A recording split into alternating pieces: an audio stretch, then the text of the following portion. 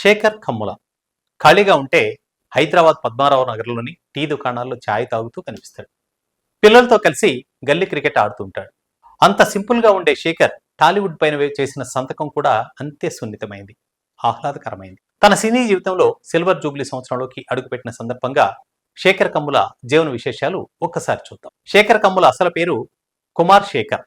సినిమాల్లోకి వచ్చాక కుమార్ని పక్కన పెట్టి శేఖర్గా మాత్రమే మిగిలారు. ఇద్దరు అక్కయ్యలు, ఓ అన్నయ్య, వాళ్ళ పిల్లలు, బాబాయిలు, పిన్నమ్మలు, సంతానంతో వాళ్ళతో పెద్ద ఉమ్మడి కుటుంబంలాగే ఉండేదట. ఆ ఆత్మీయతలే తన సినిమాల్లోని భావోద్వేగాలకి మూలమంటాడు శేఖర్. పాటగాడు.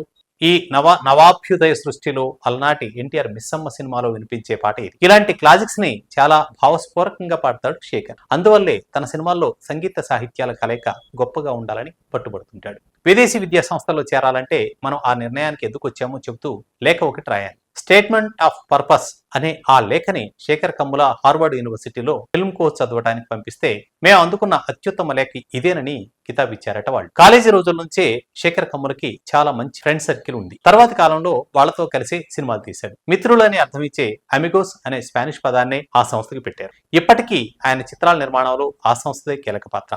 శేఖర్ చిత్రాల్లో హైదరాబాద్ పద్మారావు నగర్ని చూపని సినిమాలని వేళ్ల మీద లెక్క పెట్టొచ్చు. ఆనంద్ సినిమాలో కమల్ని ముఖర్జీ ఇంటిని అక్కడే సెట్ వేసి తీశారు. సినిమా రిలీజ్ అయ్యాక ఆ స్థలాన్ని తానే కొని ప్రస్తుతం అక్కడే ఇల్లు కట్టుకుని ఉంటున్నాడు. సినిమా పనులు లేకపోతే పూర్తిగా కుటుంబంతోనే గడుపుతాడు. భార్య శ్రీవిద్య, పాప వందన, బాబు విభవ్ తన సినిమాలకి అసలైన విమర్శకులని చెప్తుంటాడు. భోజనం పైన ధ్యాస ఉండదు. ఏది పెట్టినా ఏదో తిన్నాననిపించి లేస్తాడు. షూటింగ్లప్పుడైతే అది కూడా పట్టించుకోడు. అందుకే ప్రతి సినిమా పూర్తయ్యే సమయానికి బాగా చిక్కిపోతుంటాడు. ఢిల్లీ నిర్భయ సంఘటన తర్వాత అమ్మాయిల పట్ల మగవారి దృక్పథంలో మార్పు కోసమని 2 ఏళ్ల పాటు ఐ కేర్ ఐ రియాక్ట్ కార్యక్రమాలు చేపట్టాడు. ఇప్పటికీ ఆ తరహా కార్యక్రమాలని ఏ కాలేజీలో నిర్వహించినా వెళ్తాడు. ఆయన సినిమాలతోనే సాయి పల్లవి, విజయ్ దేవరకొండ, రాణా, నిఖిల్, కమల్ని ముఖర్జీ, రాజా, వరుణ్ సందేశ్, నవీన్ పులిశెట్టి ఈ స్టార్లని తెలుగు తెరకు పరిచయం చేసిన ఘనత శేఖర్ కమ్ములదే. కెఎం రాధాకృష్ణన్, శక్తికాంత్, కార్తిక్, పవన్ సిహెచ్ వంటి సంగీత దర్శకులు ఆయన సినిమాల ద్వారానే పరిచయం అయ్యారు. ఇలా